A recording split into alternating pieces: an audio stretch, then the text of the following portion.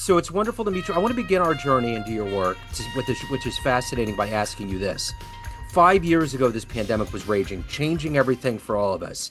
How did you get through the pandemic of 2020, and how has that radiated into your world in 2025? In 2019, I started working on Zoom, and immediately I liked it very much. I live in Los Angeles. Traffic is always, even at 3 a.m. in the morning, insane. Yeah. So people, wherever they live, it takes them at least an hour to come where I am. And then they come and they are exhausted and they need a glass of water. They need to use the restroom and. It was exhausting for both parts. And then 2019 in September, I had my first client who said, I really don't want to travel. Can we do it on Zoom? And I said, Zoom, okay, let's try it. And then I found out this is the way to go. So the pandemic didn't hit me at all. I Wow. was on Zoom already. So you were ahead of the curve. So talk to me. I want to get to the heart and soul of what you do on a daily basis for your work. I'm going Yeah. to put you in front of maybe 12 years old and appropriate, but it could be, let's just say teenagers. You're going to career day and you walk in the room and one of the kids is like, "Hey, what do you do for a living?" How do you answer them? Oh, I I'd say, people who have tried every diet on the planet, who have done Ozempic, who have done you name it, and they haven't lost the weight. So these are the people I can help because there are some underlying issues nobody has ever addressed and has helped them to get to those issues, and then they can lose the weight easily. So talk to me a little bit about what you wanted to be when you were 12 years old. When you were at career day or you were young, what did you want to be when you grew up? A therapist. Okay.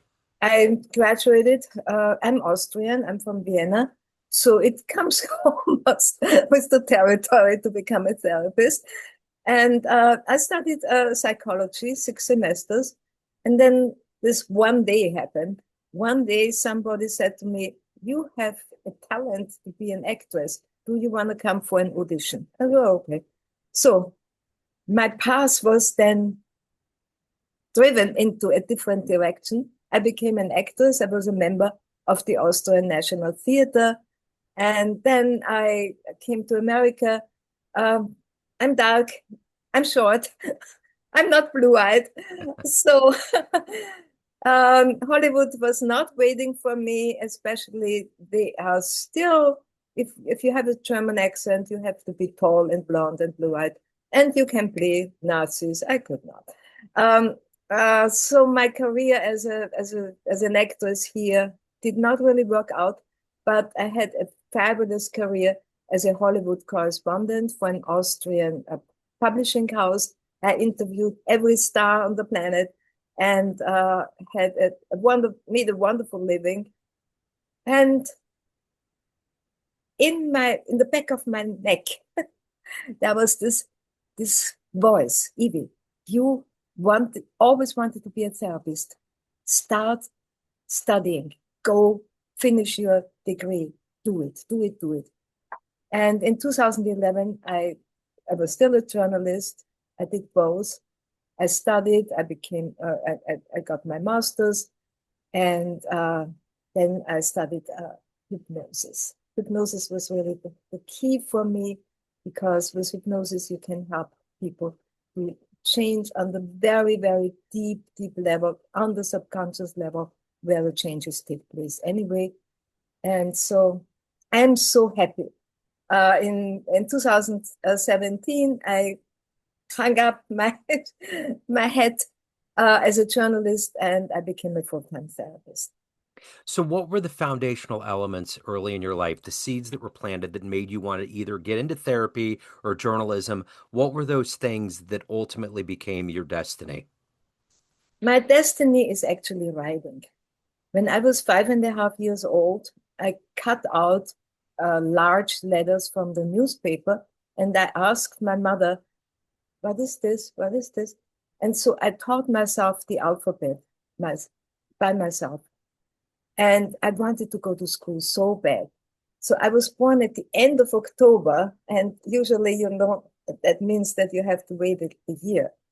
But my mother took me to the principal, and the principal said to, why do you think you want to start school early? And I said, because I want to read and write, especially write, and I know the alphabet. And so I got in. Yeah. It was always my passion. Writing is my passion.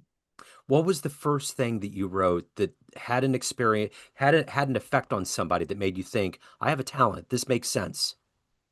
When I was 14, we read in our English class The Wasteland by T.S. Eliot. It's not the easiest piece of of Yeah. English literature, Yeah. but it talked to me, and I translated it into German. It was not the best translation, but it was a translation that people could relate to. And so I was accepted to be a writer at the school in the school paper, and then I became the editor of the school paper, and that was that. So, there's so many misconceptions about hypnosis. We have this Hollywood version of, the big circle, Hitchcock circle, and that whole thing. But yeah, right. The pendulum and the crystal. But there's a real power to it if it's done correctly. I've talked to enough hypnotists that say that there's this myth and then there's this reality where you really can tap in because a lot of our lives, especially when we sleep, is dominated by the subconscious, but it's connected to our conscious. We're swimming through the sea of everything that's uniquely us and our experiences. It's almost as though you're the flashlight in the dark room saying, come here, let me show you. Yeah, it's interesting. I can make you bark if you want to. If you come to me and say, I want to bark like my dog, we can figure it out, and I can help you. But nobody wants that. What people really want is to stop something, a habit, smoking, overeating, drinking. I don't work with practicing alcoholics or drug addicts because they need medical care. But when they are sober and like 3 months sober and they want to continue with their sobriety, I'm the person to come to because then the subconscious has already the messages how good life can be without drinking or using drugs. And then we just firm that up in the subconscious. I start my sessions always with the question, what do you want? And then I ask them, what do you want in this session? What do you want to get out of this session? And then we create sometimes, not always, but very often, scenes. Like an example, somebody wants to lose weight, a woman, and I ask her, what is really the goal? How do you want to feel? How do you want to look? And then they usually say, I'm at the beach and I'm wearing my bathing suit and I look fantastic. And everybody looks at me and says, bravo. And so we have the scene. And when they are deep down, they relax. Hypnosis is a guided relaxation, focused relaxation. So they relax deeply and then we go to the beach and she's wearing the bathing suit and she looks fantastic. And she attracts, admiration and all that. And she comes out of the hypnosis. They always come out and smile. And I said, this was so nice. And I really was at the beach. And tonight I have salad, not overeating anymore. Yeah. So do you now I noticed in your bio too, there was kind of a focus on sexual health and intimacy. Is that also a part of helping people break addictions and things like overeating? Yeah. It came out of my work with women 250 to 400 pounds. And then I read a Kaiser study that 90% of those women were sexually abused, usually in the childhood, but sometimes in their marriage even, they were victims. And I really developed almost as a seventh sense, I feel it. I know it. I see the shame in their eyes. I see that they think something is wrong with them. And then they need to build this armor that nobody can come close and hurts them again because they are terrified of being abused again. And it takes a while, until it comes from them. But I love to talk to people. Sometimes it's men as well. Men have been abused sexually, Yeah. not as much as women, but have. And this is my passion. Yeah. When they open up and we can talk about these deep issues, that make life so miserable when you carry this shame around you. So what was one of the first clients when you realized you were going to hang up your journalism pen and you were going to get into therapy? What was the first client, or what was one of the most memorable clients that galvanized this dream, this idea of really delving into hypnotherapy and being a therapist? It was a man. He called me and he had a glass of whiskey in one hand and a joint in the other. And he was really cool, one of those. What can you do for me? I, I'm not so good in imitating a cool quote unquote man. And I really didn't want to work with him because I thought he's so full of himself. Yeah. This is going to be really difficult. But he insisted. And then I said, okay, if you really want to work with me, you can send me a check. I didn't think he would do that. Check was in the mail. So we started. And I told him, yeah, we had all kinds of issues. And one issue was related to vaping. And vaping is much worse, than smoking marijuana. Yeah. Nobody knows that because it smells so good and tastes sweet. It's a horrible, horrible drug. And I got him off the vaping and then off the alcohol of 60 pounds.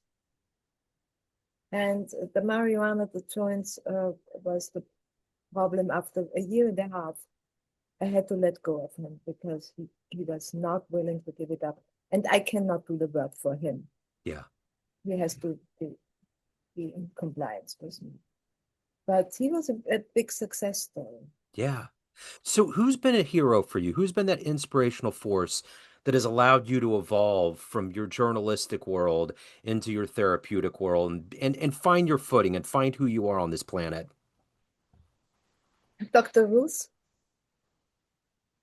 you know, I'm a bit taller than her, but not that much. I have the German accent. I was thinking about that earlier on. Yeah, definitely. So everybody told me about Dr. Ruth. So I said, okay, I check her out.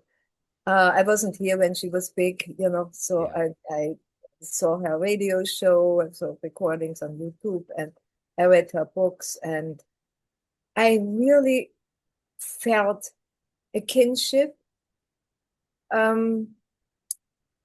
She was a sniper when she was young, you know that?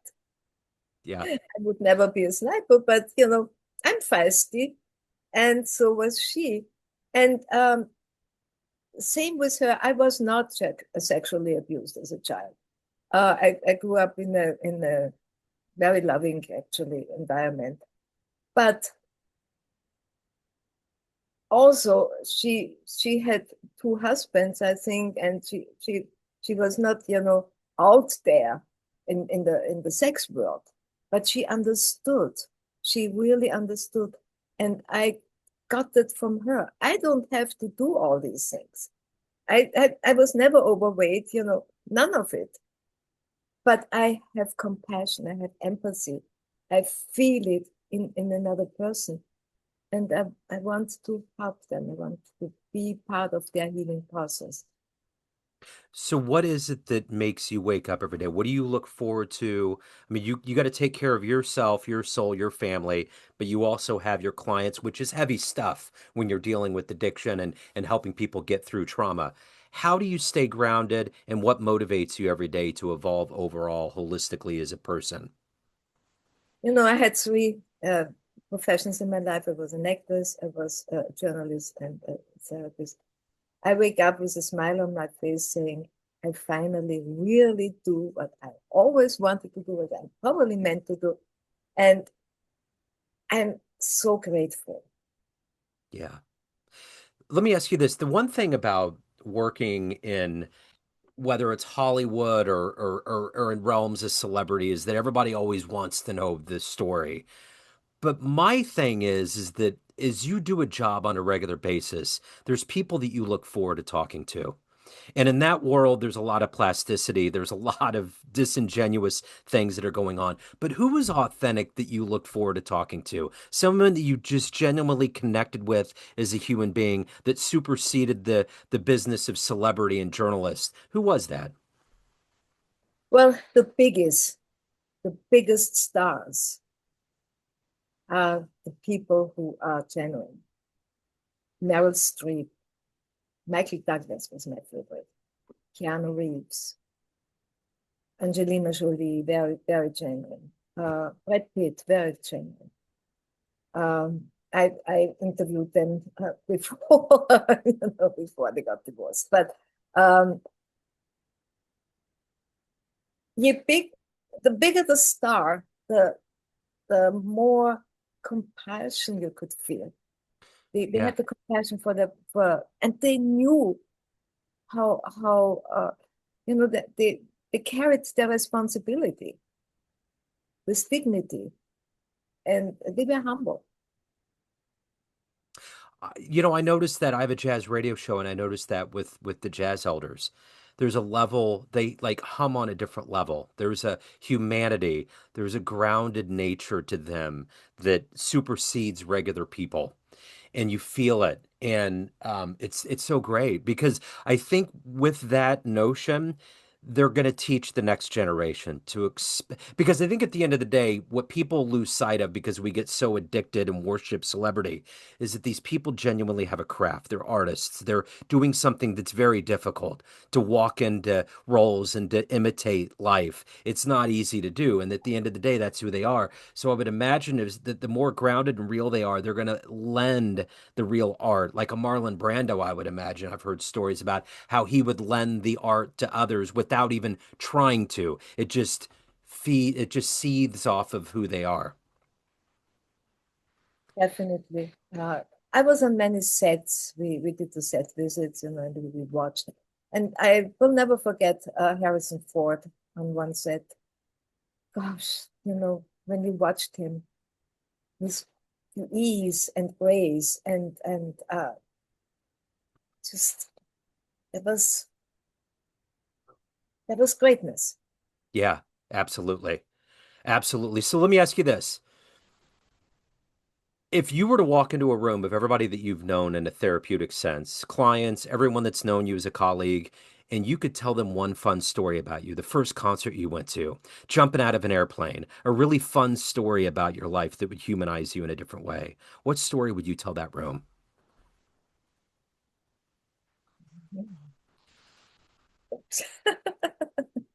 Fun story. Oh my God, I got married at 20, and I was the first bride in that city hall ever that wore a miniskirt for a wedding. That was not in Austria, in Vienna at the time. Yeah, Nobody did that. They had the long dresses, and I came in a miniskirt. So that was a little bit of an daring moment of my life, and people were looking. I love it. So, of everything that you've done, everything you've accomplished in these different incarnations of career, and at this point in your life, what are you ultimately the proudest of? Well, it was not easy to become to to come here. I came here on a scholarship. I was studying with Lee Strasberg at the Lee Strasberg Institute. He was dead already. But I was studying method acting, and then I fell in love with Los Angeles, and I thought I'd try, to make it here. I had the visa, and I made one. Then I got a job with the Austrian consulate, and step by step, later I became an American citizen. Step by step, I became a part of the community. Yeah. And I'm very proud of that. Yeah. So at the end of the day, everyone has a perception of you, family, friends, clients, everyone that you've worked with, everyone that you've known and interviewed, but ultimately you run the show. What's your perception of you? Who do you think you are? I'm resilient. Do you miss journalism? Do you miss being in that world? Or you ever think about it? No. Not at all, no. I don't miss as acting either. I'm totally consumed with what I'm doing now. This is what I do, and this is what I love. Yeah. I think there's a part too sometimes where when you're alive long enough, you realize what your real purpose is. I think Mhm. after you hit that midway part of your life, you're like, what am I doing? And I think all of our collective bells were rung during the pandemic because we did hit that point of the Robert Frost poem where we had to choose Mhm. what side of the road are we going to continue to go on, you know? I, Um, mhm. so if so let me ask you this. The other thing too that's interesting about your work is that one of the reasons why we've procreated and we've kept the human species moving is because we fall in love and there's intimacy and there's love. How is it that we're so bad at it? How is it that it's the topic of so many love songs and so many movies and TV shows? How did we get to this point where we're not better at it collectively? Because we have denied ourselves desire. Desire became almost a dirty word. And when we cut down our desires, we become, you know, become boring. We Yeah, become closed off and unhappy, just unhappy. yeah. That's interesting. So let me ask you this. We get off the call, time machine pulls up in front of your house. You can Mhm. go anywhere in human history and see one event with your own eyes. It won't affect the history of time, but if you could witness one event, where would you love to go? What would you love to see with your own eyes?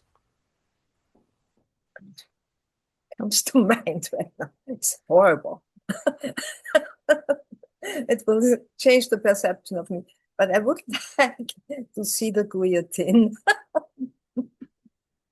I gotcha. That's interesting. So if anyone wants to reach out, if anyone has any questions, any of Yeah. the good business, where do they go? You go to my website, it's easy, Coach Evie Sullivan. So www.coachevesullivan.com. Okay. And you have all the information there, the phone number, and how to book a call. I call it clarity calls. And I talk to people very often and it doesn't lead to become clients, but I help them to become clear about where they are standing and where they want to go. Yeah. And if they want to go with me, I'm more than happy. But if not, then they go on their own paths and go their own way. But we always part as friends. I love it. Evie, this has been wonderful. Thank you so much for your story. Thank you for your time. I'm so glad that we connected. I appreciate it.